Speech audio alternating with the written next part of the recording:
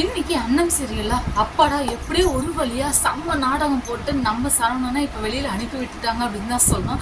அவங்க நம்ம சரவணன் இன்னும் நம்ம ரம்யாவோட பிளானிங்லாம் என்ன அப்படிங்கிறது தெரியாமலே நம்மளுடைய சரவணன் இப்போ நம்ம ரம்யாவுக்கு சின்சாங் கொட்டிட்டு இருக்காரு அப்படின்னு தான் சொல்லணும். ஏன்னா நம்ம ரம்யா அவ்வளோ ஒரு கேடி கிரிமினல் அப்படின்னு தான் சொல்லணும். ஏன்னா இப்போ நம்ம ரம்யா போடுற அடுத்த பிளான் என்ன அப்படின்னு பார்த்தீங்கன்னா, அண்ணன் வீட்டில் நிம்மதியாக இருக்கக்கூடாது.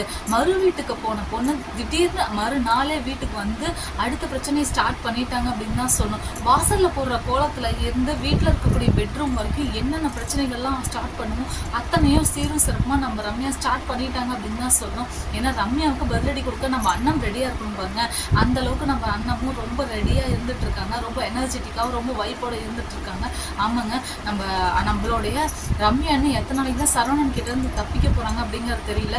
சரவணன் மனசுக்குள்ளே இப்போ ஏன்டா கல்யாணம் பண்ணோம் அப்படிங்கிற மாதிரி இருந்துட்டு இருக்காரு. ஆனால் நம்ம சரவணன் ஏங்கிற விஷயத்த நம்ம ரம்யாவால் மட்டும்தான் கொடுக்க முடியும். நம்ம ரம்யா இப்போதைக்கு சரவணனை ஏற்றக்கூடிய மனநிலைமையில இல்லை, எப்பயுமே ஏற்றக்கூடிய மனநிலைமையில இல்லைங்க.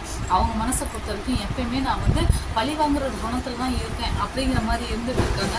ரம்யாவோட குணம் டோட்டலாக சேஞ்ச் ஆகணுங்க. ரம்யா திருந்தணும் அப்படின்னா ரம்யாவுக்கு ஏதாவது ஒரு சவுக்கடி கொடுத்தே ஆகணும். அது நம்ம அண்ணத்தால் மட்டும்தான் முடியும். ஏன்னா நம்ம அண்ணமால மட்டும்தான் இது எல்லாமே சாமர்த்தியமாக நடத்த முடியும் அப்படின்னு சொல்லுவோம். அடுத்ததாக பார்த்திங்கன்னா, அன்னத்துக்கு வைக்கிற வாசலில் போகிற கோலம், இந்த வாசலில் போடுற கோலத்தில் முதற்கொண்டு இந்த ரம்யா பயங்கர ஒரு குளறுபடி பண்ணிட்டு இருக்காங்க.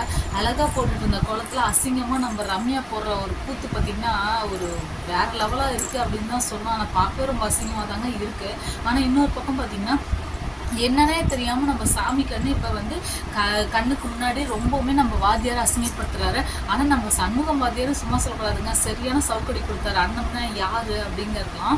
ஆனால் இதெல்லாம் தெரிஞ்சுட்டு சாமி கண்ணு கீழே விழுந்தாலும் மீசையில் மண் ஓட்டல அப்படிங்கிற மாதிரி தான் நம்ம சாமி கண்ணு இருந்துட்டுருக்காரு. ஜஸ்ட் ஒரு நகைக்காக ஆசைப்பட்டு நம்ம சின்ன பொண்ணும் மாறிட்டாங்க. நகை கொடுத்ததும் போதும். நம்மளுடைய ரம்யா பார்த்திங்கன்னா இப்போ பழையபடி மகளாயிட்டாங்க. பழையபடி சாமி கண்ணு பொண்ணு மகளாயிட்டாங்க அப்படின்னு தான் சொல்லணும். நம்ம சாமி கண்ணு இப்போதைக்கு பிரச்சனைகள் பண்ணுறதுக்கு நிறைய வாய்ப்புகள் நிறைய இருந்துட்டு இருக்கு.